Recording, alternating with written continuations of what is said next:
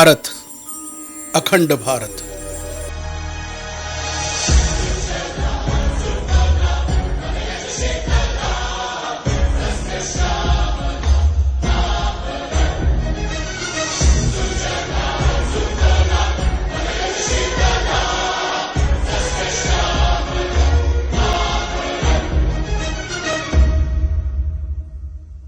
वंदे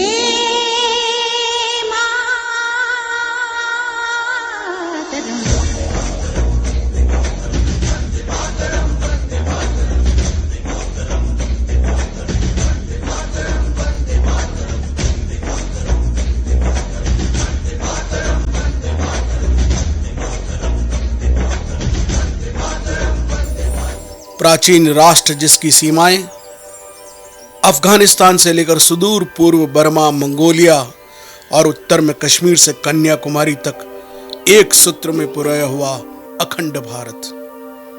इस भारत का मूल स्वरूप राजनीतिक नहीं, सांस्कृतिक रहा।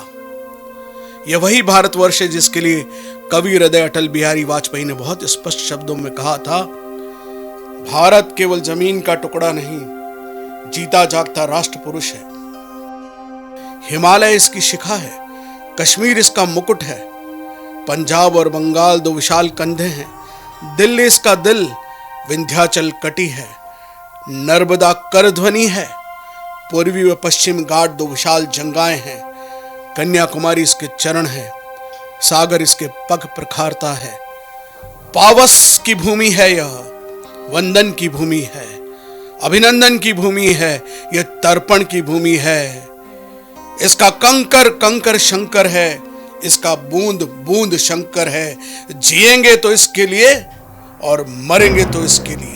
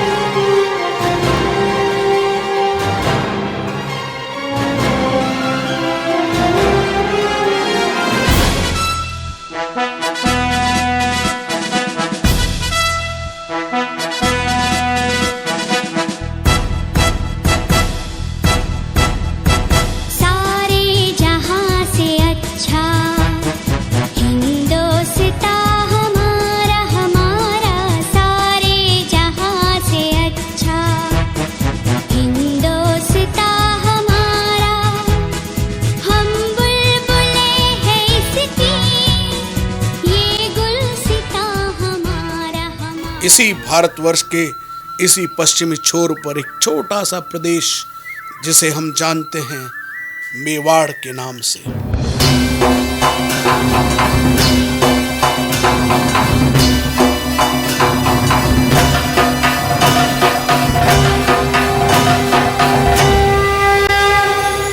मेवाड़ जो इतिहास के पन्नों में भले ही छोटा हो, लेकिन युग पुरुषों ने मेवाड़ के नाम को विश्व पटल पर गौरवशाली बना दिया। मेवाड़ आज भी प्रेरणा देता है। इसी मेवाड़ राज्य की स्थापना हरित राशि के आशीर्वाद से बापा रावल ने स्वयं एकलिंग नाथ के दीवान के रूप में की थी और नाम दिया था मेद पाट यानी मेवाड़। मुझे आने में देरी हो गई गुरुदेव। चलो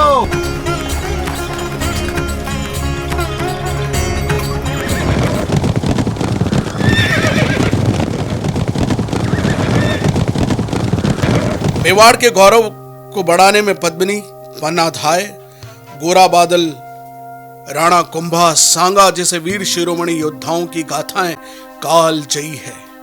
वहीं भक्त शिरोमणि मीरा ने न सिर्फ मेवाड़ में वरन पूरे विश्व में अपने कृष्ण भक्ति से जो आंदोलन खड़ा किया, आज भी मीरा की आवाज यहाँ की वादियों में गूंजती है।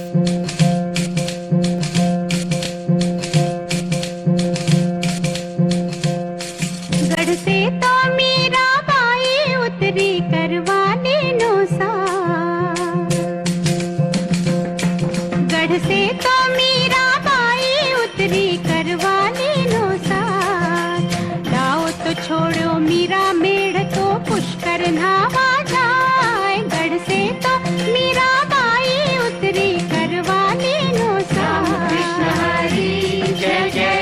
कृष्ण हरि, राम कृष्ण हरि, जय जय राम कृष्ण हरि। इसी मेवाड़ के गौरवशाली इतिहास का सबसे प्रेरणापुंज एक नाम जो आज भी बड़े गौरव के साथ पूरे भारतवर्ष में लिया जाता है, हिंदुआ सूर्य महाराणा प्रताप। जो दृढ़ राखे धर्म को, तेहि राखे करतार। इन मंत्रों जाप करे नित,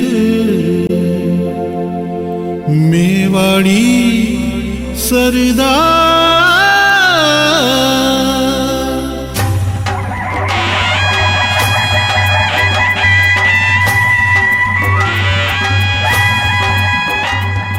राणा धीर धर्म रखवाड़ा,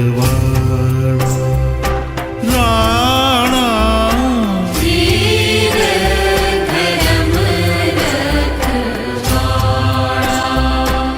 आइए इसी मेवाड़ के एक छोटे से शहर उदयपुर में आपको लिए चलता हूं।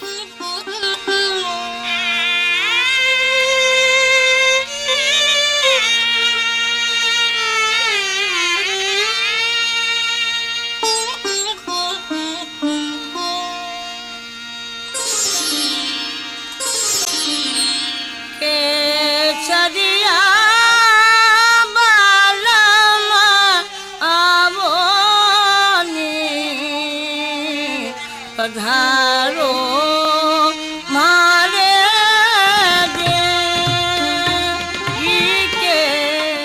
झीलों का सुंदर शहर उदयपुर, पूर्व के वेनिस, राजस्थान का कश्मीर उदयपुर।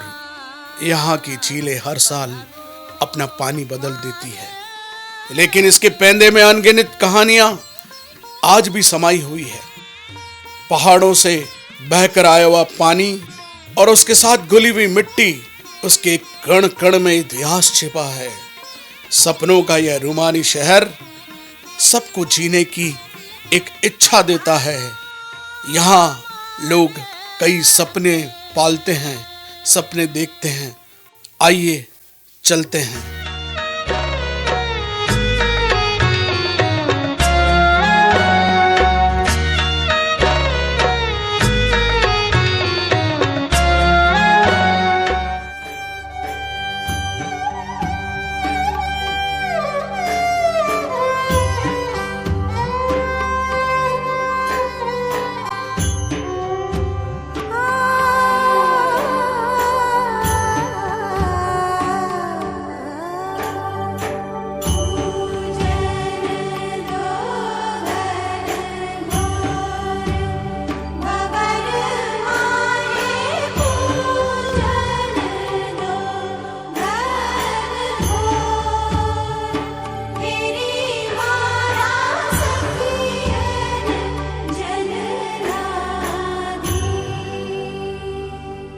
लेकिन ठहरो, कौन हो तुम और क्यों मंडरा रहे हो? और तुम दिखते भी नहीं। मैं पूछ रहा हूं कौन हो तुम? मैं कौन हूं? यही प्रश्न सदियों से इंसान अपने आप से पूछ रहा है, मैं कौन हूं? और तुम मुझसे पूछते हो मैं कौन हूं? मैं अंधकार हूं, मैं तम हूं, मैं साकार निराकार दोनों हूं। मैं मनुष्य के अहम में हूं, भय में हूं, दुख में हूं। मैं दिल, दिमाग और भावों में हूं। तो फिर तुम दिखते क्यों नहीं? क्योंकि मैं हूं यह दृश्य काला और अज्ञात भी। मैं डरता हूं छोटे से दीपक से, बस एक जला तो मैं स्वतः दूर हो जाता हूं। कमाल है, ऊंचाई भी नीचाई भी। हैरत में है ऊंचाई भी गहराई भी, है चारों तरफ भीड़ भी, तन्हाई भी। एक आईना खाना है ये दुनिया, क्या है हम खुद ही तमाशा हैं, तमाशाई भी।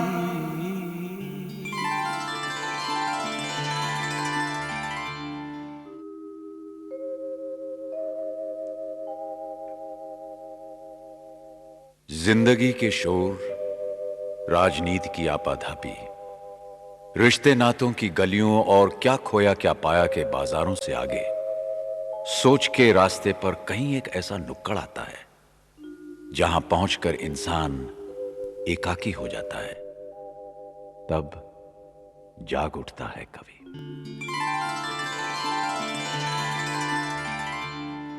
ऐसे ही एक युग दृष्टा श्यामलाल कुमावत का जन्म 1933 में पिता हेमराज और मां प्रतापी देवी के घर में खुशियों की सौगात लेकर आया। गुलाब बासा हुकुम, बधाई हो, एक और पोता हुआ है। अरे वाह, बहुत अच्छा हुआ। हेमराज को बेटा हुआ है, यह जानकर खुशी हुई।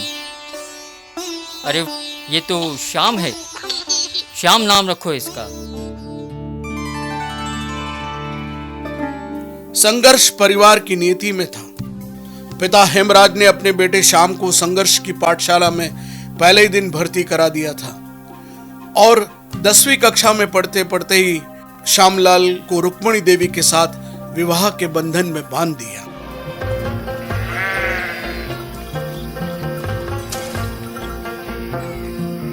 छोटी सी उम्र और नहीं हो बाबा सा, छोटी सी उम्र और नहीं हो बाबा सा, कई थारो करो मैं कसूर, ओ कई थारो करो मैं कसूर।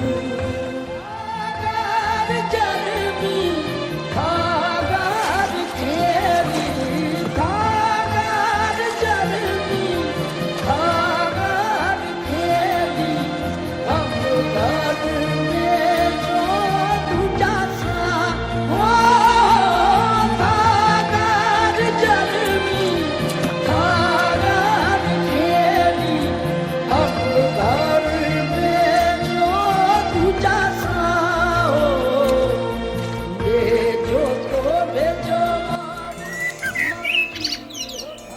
कई कर रहा हो गणेशी भाई? कई नहीं, शामू रो व्याह वियो है, वंडे कमरो लीप रही हूँ नवी लाड़ी रे वास्ते। हाँ, अबे लाड़ी आवेगा, वंडे कमरो तो छावेगा। हाँ, शाम आसरी झोपड़ी बनाई है, वंडे बेथा सजाई दो। अरे यो कई नाम लिखियो है?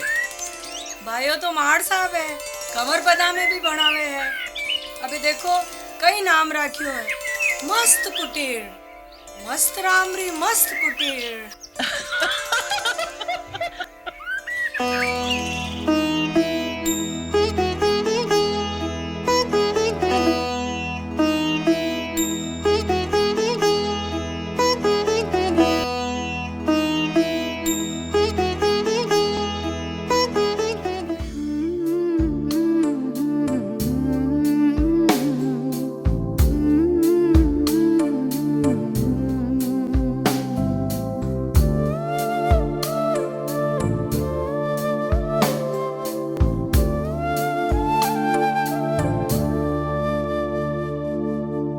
यमुना तट टीले रेतीले, घास फूस का घर डांडे पर,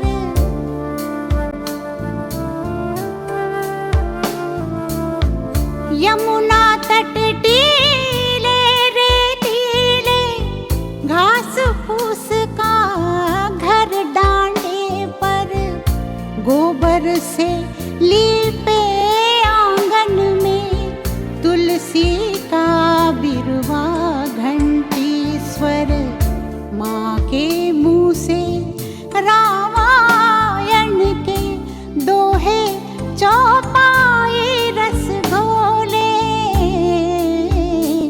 आओ मन की गाँठें खोले, आओ मन की गाँठें खोले। तब निवास स्थान हाथीपोल था। पिता ने कह दिया था, घर और पत्नी, परिवार, इन सब की जिम्मेदारी अब तुम्हारी। अभावों का रोना नहीं था, अभाव जरूर थे, कमियां थी, लेकिन कमियों का दुखड़ा यहां नहीं था।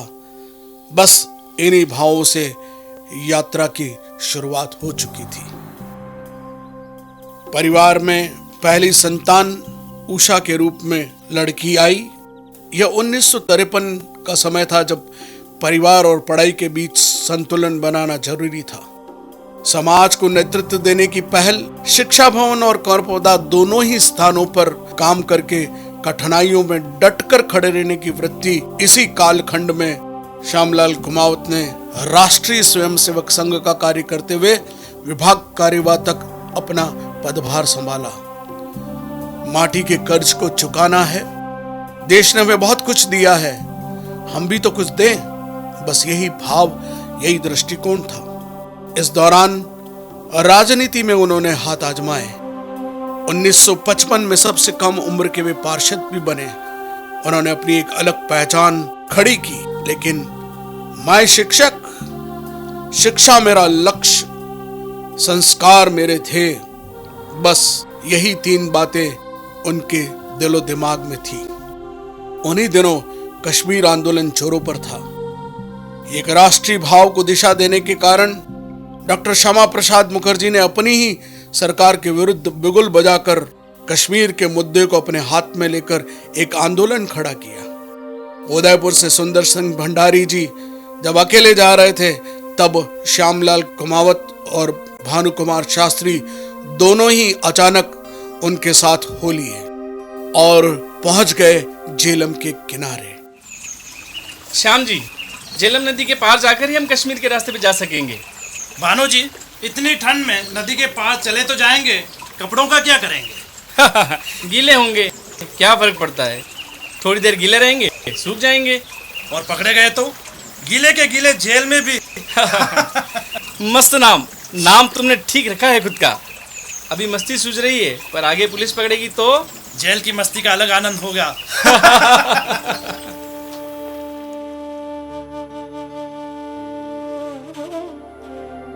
इसी बीच कश्मीर आंदोलन से लौटने के बाद सरकारी नौकरी में एजी ऑफिस में आपने काम शुरू किया ही था। एक राह पकड़ी थी, पैसे, मकान, एक सामान्य जीवन जैसा जिया जा सकता है, इसकी पूरी तैयारी थी। लेकिन नियति ने उनसे कुछ और बड़ा करने के लिए लिख रखा था। संघ के प्रति समर्पण और विद्यानिकेतन की स्थापना उस समय हो चुकी थी। संघ की योजना से प्रधानाध्यापक के नाते पुनः उदयपुर आधी तनख्वाह पर लौट आए, यह इनके मूल्यों को प्रदर्शित करता है। ये वो कालखंड था जब बहुत कठिन परिस्थितियां सामने थी। उदयपुर में सांप्रदायिक दंगे हुए। 1965 में 6 माह तक उन्हें अजमेर जेल इसलिए भेज दिया गया क्योंकि उन्होंने विद्यालय में बच्चों को तिलक लगाकर तथाकथित सांप्रदायिक माहौल बिगाड़ने की कोशिश की थी।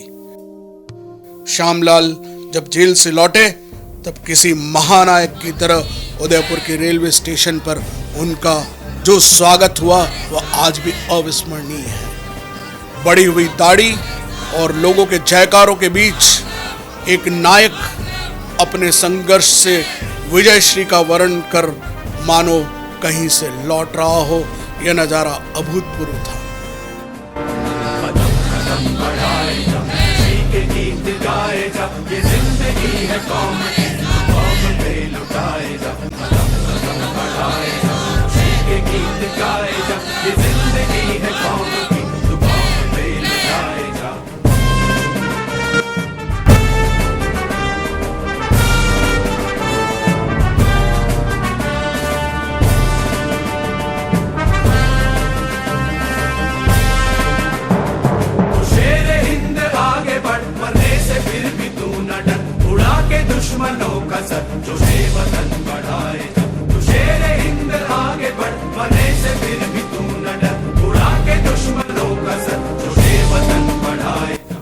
भारत माता की जय। विद्यानिकेतन अनुशासन की मिसाल बन चुका था। आचार्य जी के नाम से प्रसिद्ध उनके हाथ का वो काला डंडा आज भी लोगों को याद आता है। विद्यानिकेतन में आपने नौकरी नहीं की, एक मंदिर के पुजारी की तरह इसे सींचा, पाला, पोसा और बड़ा किया। अरे शंभू दादा नमस्कार, आप वापस क्यों जा रहे हैं? अरे श्याम जी, आज स्कूल चल ही कहाँ रहा है। ऐसा लग रहा है जैसे आज स्कूल बंद है। किसने कहा स्कूल नहीं चल रहा है? कक्षाएं चल रही है, आप आके देखिए तो सही। जिस विद्यालय में इतना अनुशासन है, इतनी शांति है, उस विद्यालय में इंस्पेक्शन आके क्या करना श्याम जी। मैं चलता हूँ, फिर कभी आऊँगा। जरूर आइएगा वापस।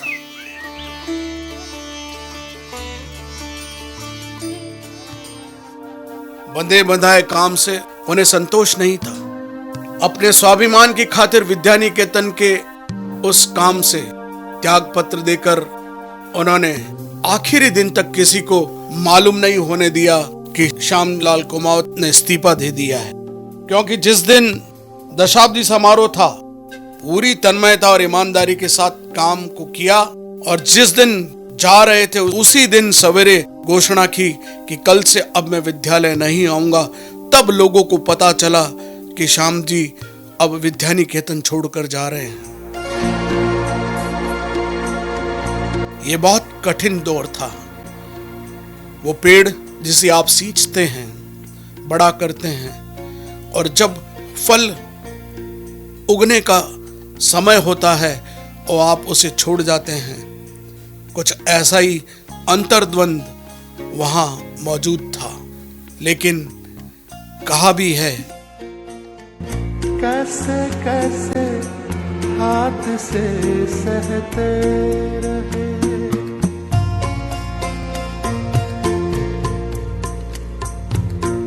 कैसे कैसे हाथ से सहते रहे, फिर भी हम जीते रहे, हंसते रहे। कैसे कैसे हाथ से सहते रहे।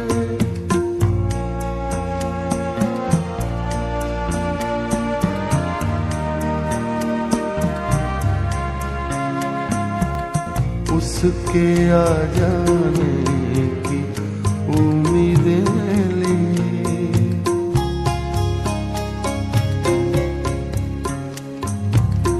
उसके आ जाने की उम्मीदें ली, उसके आ जाने की उम्मीदें ली। कैसे कैसे हाथ से सहते रहे।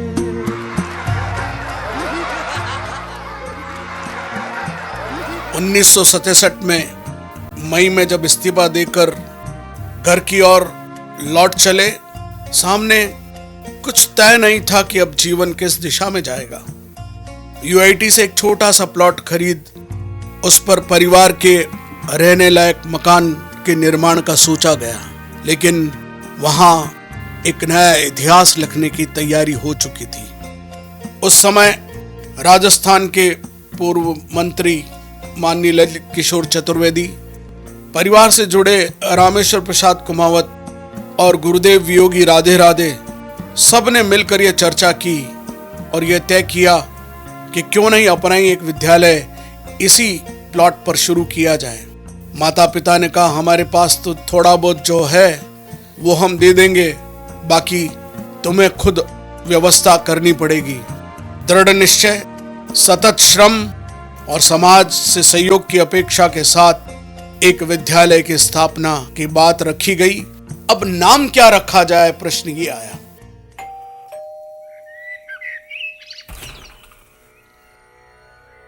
शांति जी नमस्कार। अरे श्याम जी आइए, आओ। कैसे आना हुआ? भारद्वाज जी, मुझे आपसे एक राय लेनी है। मैं एक विद्यालय खोलना चाहता हूँ। मैंने कुछ नाम सोचे हैं, ज्ञानालय, विद्यालय, कुछ सूझ नहीं रहा है मुझे। कुछ दिव्य लोक, प्रकाश पुंज, ऐसे कुछ नाम सोच रहा हूँ मैं।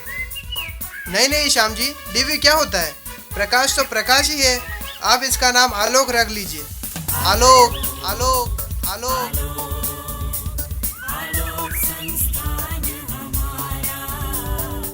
और आखिरकार वो दिन आ ही गया और ये दिन था ऐतिहासिक 29 जून 1967।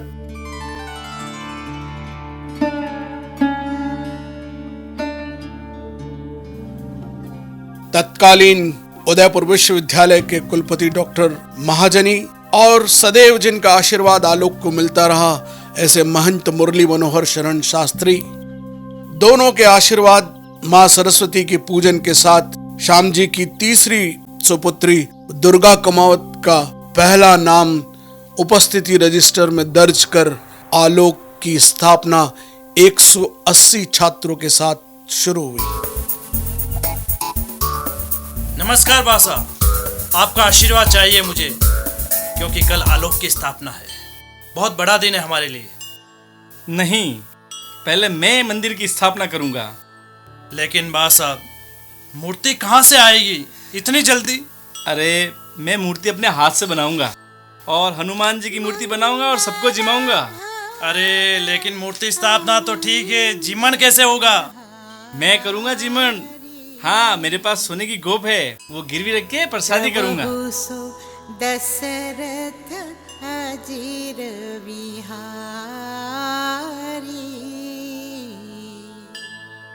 कहु तात आस मोर प्रणाम, सब प्रकार प्रभु पूरण कामा। ये शायद हनुमान जी का ही आशीर्वाद था कि आलोक पंचवटी की स्थापना के बाद माता पिता ने अपने जेवर भी दे दिए। वटवृक्ष के नीचे आज भी हनुमान मंदिर न सिर्फ आलोक बल्कि अनेक लोगों की आस्था का केंद्र बिंदु बना हुआ है। आचार्य जी ने कहीं हाथ नहीं पसारे, कोई दानवीर भी नहीं था। आलोक की रश्मियां फैलना शुरू हो चुकी थी। अभाव यथावत था, लेकिन परिश्रम से जो चमक आलोक की आनी शुरू हुई वो महत्वपूर्ण थी।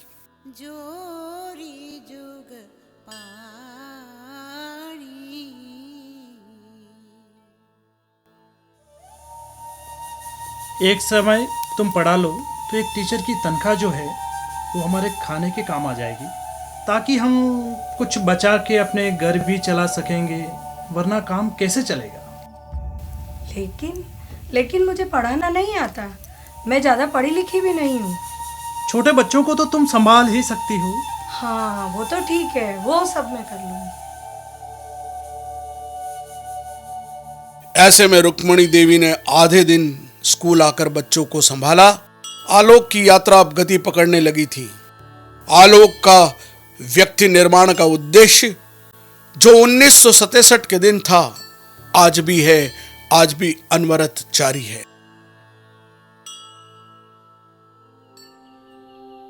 पहला वार्षिक उत्सव महाराणा भगत सिंह जी के सानिध्य में हुआ। इस बीच तितड़ी में जमीन ली गई, लेकिन बात नहीं बनी। नगर विकास प्रन्यास के गिरधारी लाल शर्मा जी ने बुलाकर श्याम जी से कहा, आलोक के लिए यदि जमीन लेना चाहते हैं तो आप पैसे का जुगाड़ कर लें। पैसे थे नहीं, जैसे तैसे कर यहाँ हिरणमंगरी में जमीन के पहली किश्त के पैसे जमा कराए गए। तभी 1973 में अकाल पड़ा और उसी साल भारी बाढ़ भी आई। अरे, स्कूल में तो पानी भर गया। हाँ देखो, बस भी आधी डूब गई है। हाँ जी, बारिश भी है, बाढ़ से हालात है, पर स्कूल तो चलेगा। कैसे चलेगा आचार्य जी? हाँ, यहाँ नहीं चलेगा तो भंडारी दर्शक मंडप में जरूर चलेगा। आलोक हिरणमंगरी में तब तक पहाड़ को काटने का काम, तब न तो जैसी भी मशीनें थी, केवल मजदूर अपने हाथों से इसे काटते थे। बहुत धीमी गति से ही सही, लेकिन काम चला। जब विद्यार्थी पढ़ेंगे तो उन्हीं के हाथों से एक ईंट एक छात्र के हाथ से रखी गई। कांजी प्रेम जी जोशी, अरेक चंद जी राका, चुनीलाल जी, गोयल ब्रदर्स के केवल राम गुप्ता और उन्हीं के साथ रोशन गोयल आलोक परिवार का तब तक हिस्सा बन चुके थे। आलोक संस्थान का दशाब्दी समारोह मनाया गया। केंद्र के कई मंत्री इस समारोह में उपस्थित हुए। भानुकुमार शास्त्री जी ने यहां इन लोगों को आमंत्रित कर आलोक की विकास यात्रा को दिखाया। इस बीच प्रधान अध्यापक के रूप में तखत सिंह जी के योगदान को नकारा नहीं जा सकता।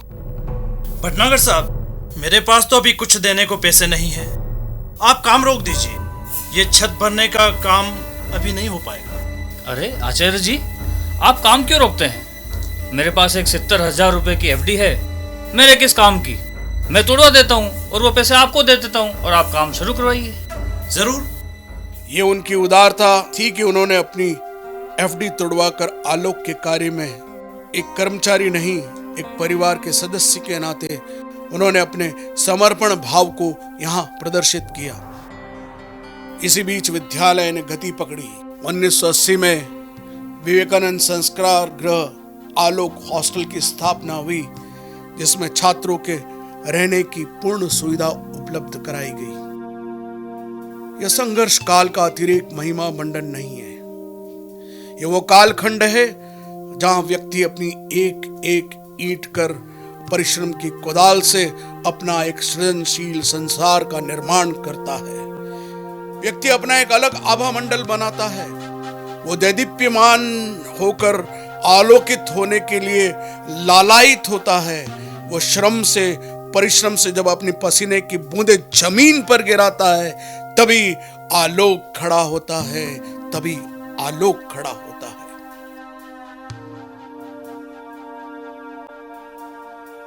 क्या केवल चंद बच्चों को इकट्ठा कर, उनके माँ बाप से फीस इकट्ठी कर कुछ अध्यापकों में बांटने के लिए?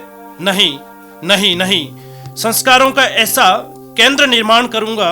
मैं मनुष्य निर्माण की पाठशाला बनाऊंगा जहां मनुष्य निर्मित होंगे। मैं भारत की मिट्टी का वो कण हूं जो इसकी संस्कृति से पूर्णतः पोषित होकर इसके संवर्धन के लिए कटिबद्ध होकर। मुझे संख्या नहीं चाहिए, मुझे स्कूलों की लंबी कतार भी नहीं चाहिए। मुझे चंद मुट्ठी भर इंसान चाहिए जिन्हें हम मनुष्य कह सके। इस दौर में जब कठिनाइयां सामने हैं, मैं ज्ञान का आलोक फैलाऊंगा।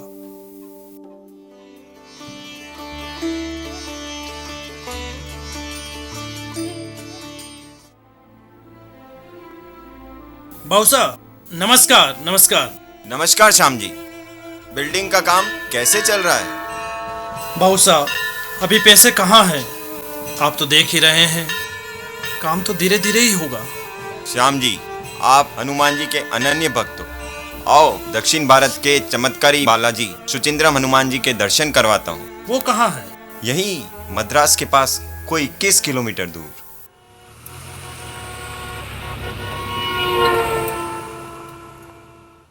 श्याम जी, यहाँ पर वड़े माला चढ़ती है। कोई मनोती मांगो अवश्य पूरी होती है। अच्छा? तो हाँ, तब माला चढ़ाते वापस आना होगा। इसीलिए मैं मांगता हूँ कि आलोक का पहला चरण पूरा होगा तो मैं 101 वड़े माला यहीं चढ़वाऊंगा।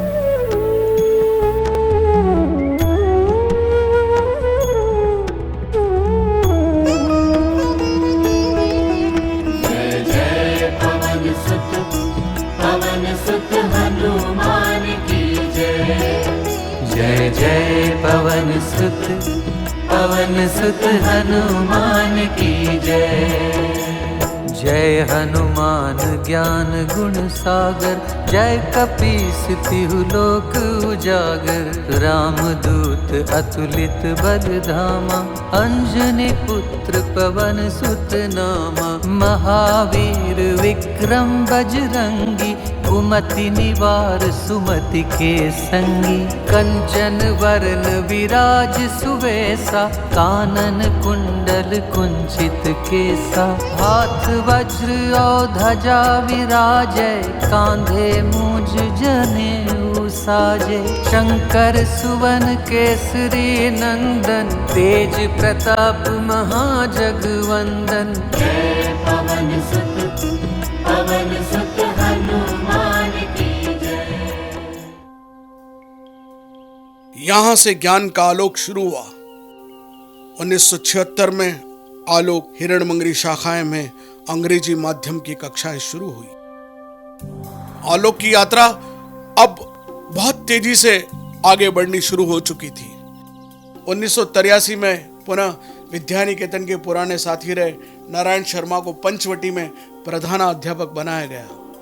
तब हिरणमंगरी में उषा रानी शर्मा ने उप प्राचार्य के रूप में अपनी एक अलग पहचान बनाई।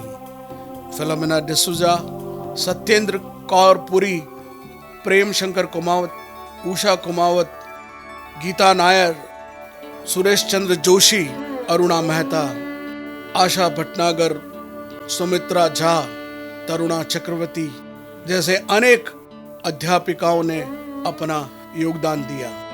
आलोक पंचवटी से आई। अरुणा मेहता यहाँ हिरणमंगरी में जब आई तब पुनः उन्हें उप प्राचार्य के रूप में अपनी एक अलग पहचान स्थापित की। 1984 में जब फतेहपुरा स्कूल की स्थापना हुई तब प्रश्न ये था कि पंचवटी का कार्य किसे दिया जाए। तब 21 वर्ष की अवस्था में डॉक्टर प्रदीप कुमावत को यहाँ हेडमास्टर बनाया गया, जो बीएड करके बस अपने करियर की शुरुआत करने वाले थे। संसाधनों की कमी के चलते संघर्ष के दिन थे। फतेहपुरा स्कूल में भी पहले ही वर्ष बाढ़ का पानी घुस गया, कक्षाओं में पानी चला गया, छत बनकर तैयार नहीं हुई थी। कोशिश की गई कि कहीं से सहयोग लिया जाए। रेखचंद जी राका, कांजी प्रेम जी जोशी ने कुछ सहयोग किया और तभी आलोक उसी वर्ष अपने कार्यों की वजह से एनसीईआरटी में 10 श्रेष्ठ विद्यालयों में गिना गया। 1984 में शिक्षा का सर्वोच्च राष्ट्रीय पुरस्कार भारत के तत्कालीन राष्ट्रपति माननीय ज्ञानी जेल सिंह जी के हाथों श्रद्धेय आचार्य जी को मिला। उनका यहाँ बड़ा नागरिक अभिनंदन भी किया गया।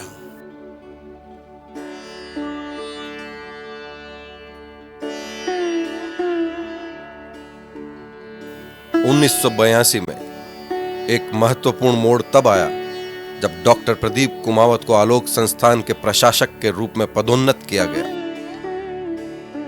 यहां आते ही डॉक्टर कुमावत ने योग की पहली प्रयोगशाला स्कूल स्तर पर पूरे देश में कहीं प्रारंभ की गई तो वह आलोक था।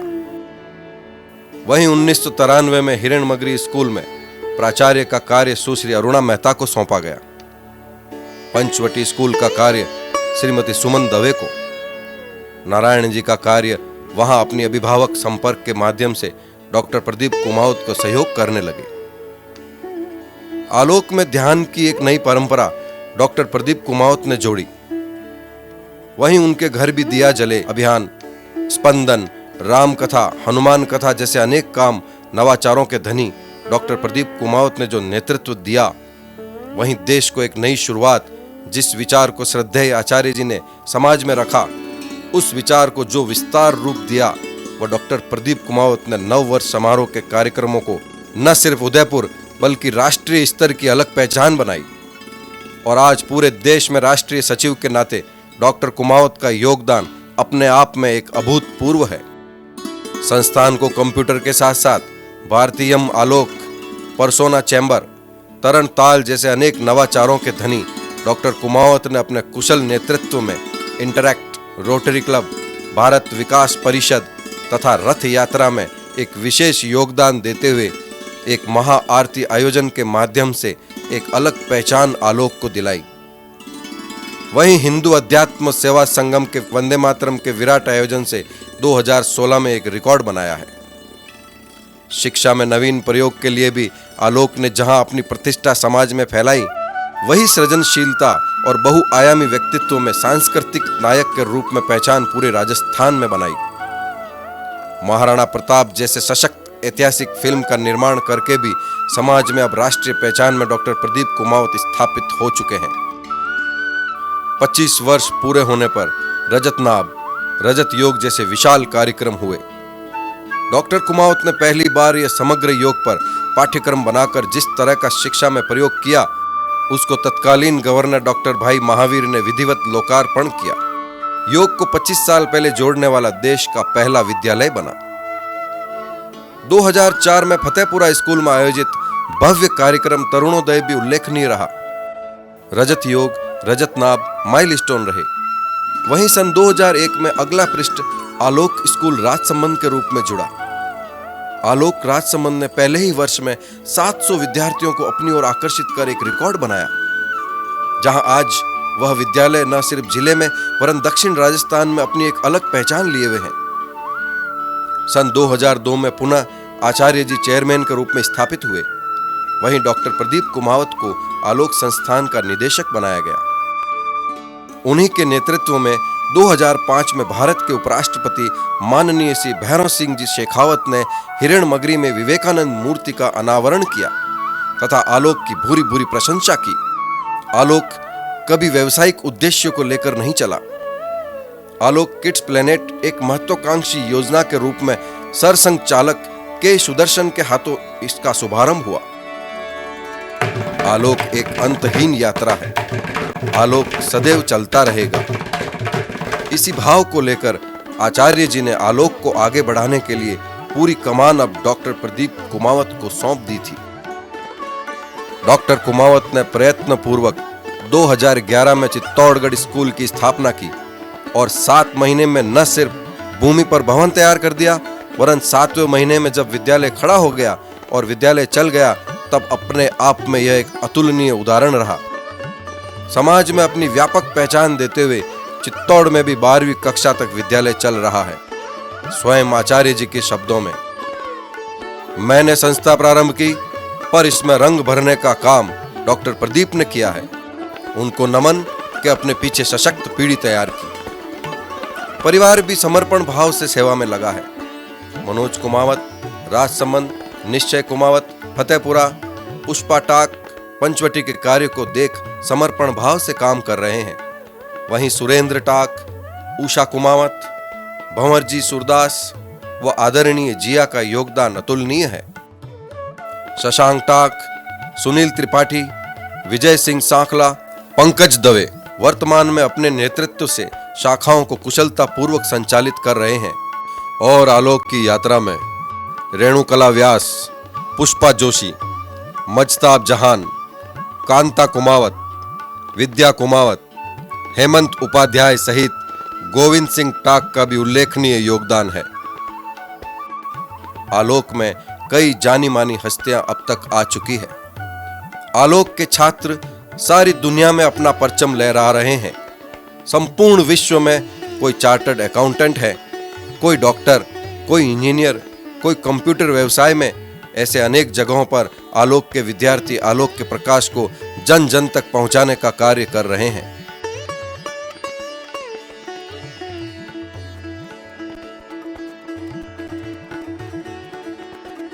आलोक इस वर्ष अपने 50 वर्ष पूरे करने जा रहा है।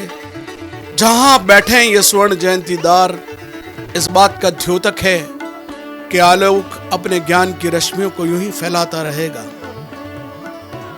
प्रकाश का स्तंभ दूर से आते हुए अंधेरे में अनेक भटके हुए लोगों को राह दिखाने का काम आलोक करता रहा है और करता रहेगा। आलोक केवल स्कूल नहीं है। आलोक जो दिख रहा है वह नहीं है। आलोक एक दर्शन है, ज्ञान और सांस्कृतिक मूल्यों का। आलोक एक दर्शन है समग्रता का। आलोक दर्शन है जीवन का। आलोक है आध्यात्म और भारतीय संस्कृति के उन स्थापित मूल्यों का।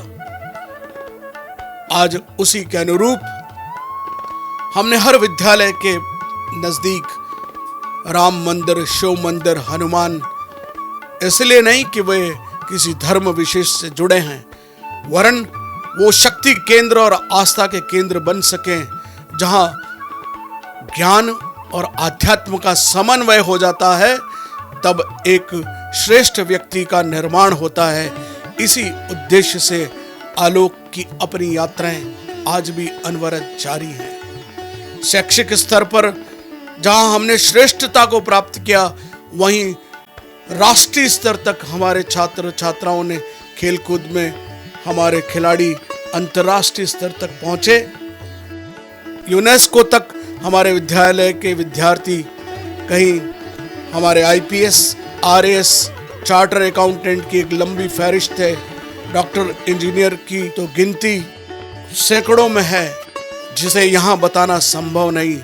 लेकिन अनंत रश्मियों के बीच ज्ञान की अविरल निर्बाध धारा आप सबके सहयोग से बहती रही है और बहती रहेगी। आलोक यत्र तत्र सर्वत्र बिखरा हुआ है। मैं डॉक्टर प्रदीप कुमावत मेरे अपने इस छोटे से प्रयास के साथ आपसे विदा लेता हूं कि ये एक नवाचार युक्त जो प्रयोग मैंने आपके समक्ष रखा है, आशा करता हूं आपको पसंद आया। यदि कहीं थोड़ी त्रुटियां या कमियां रही, उसे मैं स्वीकार करता हूं। मैं एक बात जरूर जानता हूं, हम रहे न रहे, आलोक का ये प्रवाह, जीवन का ये प्रवाह अनंत रूप से सदियों तक इसी तरह चलता रहेगा। जय भारत, जय आलोक।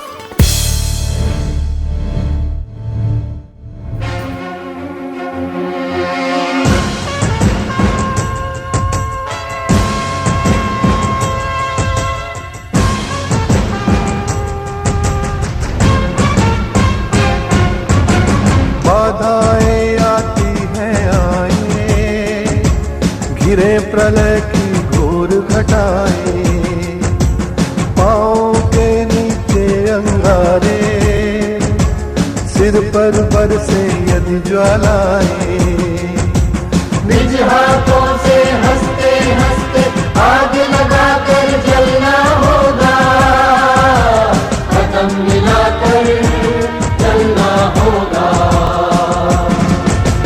कदम मिलाकर चलना होगा, कदम मिलाकर चलना होगा,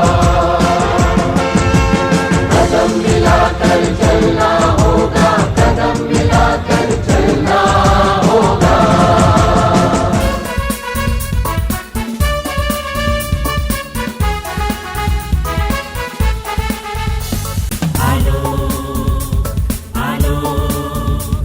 आलोक संस्थान हमारा,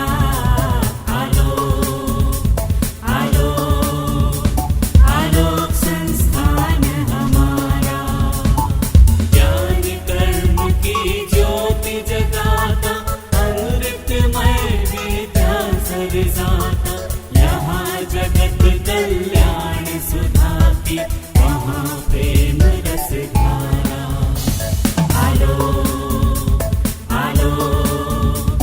आलोक संस्थान हमारा,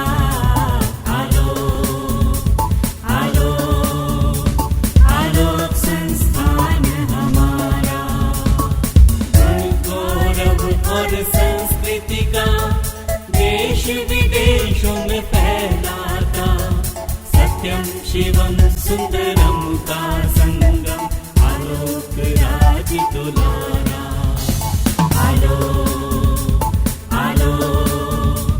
आलोक संस्थान हमारा,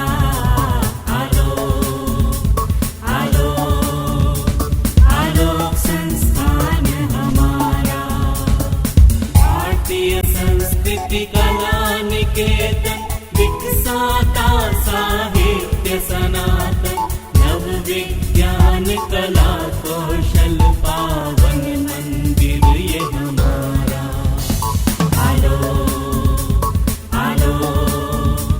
आलोक संस्थान हमारा,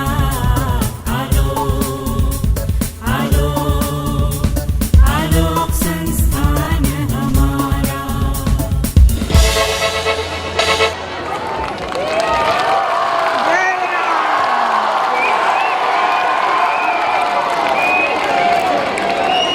आप सबका समस्त आलोक परिवार की ओर से मैं आभार व्यक्त करता हूं कि आपकी आवाज बता रही कि आपने शो को बहुत पसंद किया। मैं सारी टीम को, विशेषकर हमारी हिरणमंगरी की टीम, जिन्होंने इतनी मुस्तैदी से, कहीं भी बच्चे हैं, इनसे गलती हो सकती है, लेकिन प्रोफेशनल लेवल पर जो परफेक्शन होता है वो इन बच्चों ने, हमारे स्टाफ ने भी इसमें पूरा इन्वॉल्व होके, आर्टिस्ट कहीं से हायर नहीं किए कि सारे आर्टिस्ट हमारे आलोक के टीचर हैं, उन्होंने प्रस्तुत किया। ये हमारी एक विनम्र भावना एक उपहार के रूप में श्रद्धेय आचार्य जी को थी। निश्चित रूप से आपको पसंद आई होगी। मैं आप सभी का हृदय से आभारी हूँ। आप सबने समय निकाल कर आप पधारे और ये प्रेम स्नेह ऐसा ही बना रहे। एक बार जोर से अगर अच्छा लगा हो तो आप तालियां बजाकर श्री राम जय राम के उद्घोष के साथ सबका स्वागत करें। बहुत बहुत धन्यवाद। Thank you.